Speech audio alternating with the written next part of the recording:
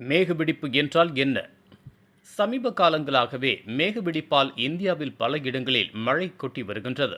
அந்த வகையில் சென்னை மற்றும் புறநகர் பகுதிகளில் மேகவெடிப்பால் மழை பெய்திருக்கின்றது. மேகவெடிப்பு என்பது ஒரு சிறிய பகுதியில், அதாவது 20 முதல் 30 சதுர கிலோமீட்டர் பகுதிக்குள் 1 மணி நேரத்தில் 10 சென்டிமீட்டர் அல்லது அதற்கு மேல் மழை பதிவாவதாகும். அதன்படி சென்னையில் நேற்று முன்தினம் இரவு 10 மணி முதல் 11 மணி வரையிலான 1 மணி நேரத்தில் மணலியில் 10.6 சென்டிமீட்டர் மழையும், 11 மணி முதல் 12 மணி வரை விம்கோ நகரில் 15.7 சென்டிமீட்டர் மழையும், கொரட்டூரில் 13.7 சென்டிமீட்டர் மழையும், மணலி புதுநகரில் 10.3 சென்டிமீட்டர் மழை கொட்டியிருப்பதாக சென்னை வானிலை ஆய்வு மையம் புள்ளி விவரங்களுடன் தெரிவித்துள்ளது.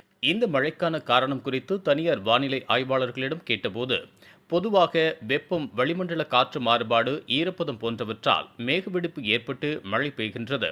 இதனை முன்கூட்டியே கணிக்க முடியாது என்று தெரிவித்தனர்.